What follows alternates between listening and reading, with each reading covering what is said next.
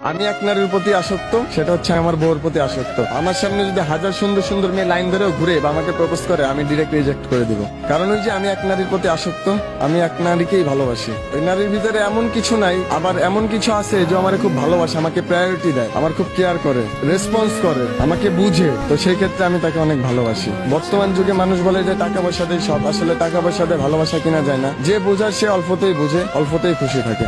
সংসারে খুনসুটি ছোটখাটো থাকবেই, হ্যাঁ, ঝরগা বিবাদ টুকটাক থাকবেই। ওই ঝরগা বিবাদের মাধ্যমে একে অপরের ভালোবাসাটা, বন্ডিংটা আরো ভালো থাকবে। তো ওই কারণে আমি মনে করি যে খুনসুটির ভিতরেও অনেক ভালোবাসা থাকে, যেমন আমাদের ভালোবাসা অনেক। আমি এখনো ওকে ভালোবাসি, ও দেশে থাকে, আমি ঢাকায় থাকি। ছুটিতে আমি যাই, তখন একসাথে ঘুরি, ফ্রি সবকিছু করি। ঢাকায় যখন থাকি আমি ওকে খুব মিস করি। আমি বলতে চাই আমি ওকে সবসময় ভালোবাসি, সবসময় মিস করি। হ্যাঁ, ওর ফ্যামিলির কেউ জানতো না, ওর ভাই জেনে গেছিল। ওর ভাই আমার ফ্রেন্ড হয়, আমাকে লাইক করতো, আমিও লাইক করতাম। বিয়ে যে করব এটার চিন্তা ভাবনা আমার ছিল না, কিন্তু ওর যে আমার যে সুমন্দি বউ, সে বলছে যে ভাই বিয়ে যদি এখন না করেন তাহলে কিন্তু ভবিষ্যতে এই মেয়েকে আর পাবেন না। তো এই কথার পরিপ্রেক্ষিতে আমি, ওই মেয়ে আমাকে মানে হেল্প করে, আমার সুমন্দি বউ হেল্প করার কারণে ওর ওই মেয়েটাকে নিয়ে আমি ভেগে যাই। 2 দিন বাইরে ছিলাম আমার এক বান্ধবীর বাসায়। ওকে আলাদা আমার বান্ধবীর সাথে রাখছিলাম, আর আমি আমার বান্ধবীর ছোট ভাইয়ের সাথে ছিলাম। আমার নামে মামলা মোকদ্দমা কেস টেস করে দেন আমি চলে আসছি। আসার পরে মেয়েকে থানায় নিয়ে গেছে। নিয়ে যাওয়ার পরে ওসি জিজ্ঞাসা করছে, ওসি রুমে নিয়ে ওসি স্যার বলতেছে যে তুমি কি চাও? বলে আমি এই ছেলের সাথে সংসার করতে চাই, এই ছেলের সাথে থাকতে চাই। বলে তোমার তো প্রাপ্তবয়স্ক হয় না। তখন বয়স ছিল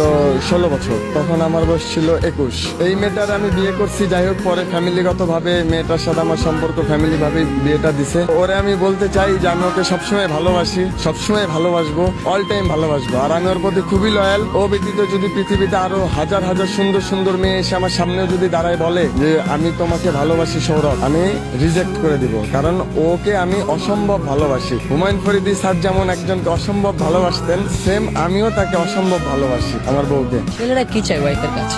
ছেলেরা কি চায়? একটা ছেলে চায় যে মেয়েটা তাকে ভালোবাসুক, তার প্রতি লয়াল থাকুক, তাকে কেয়ার করুক, এগুলোই চায়। এই 5 বছর হবে।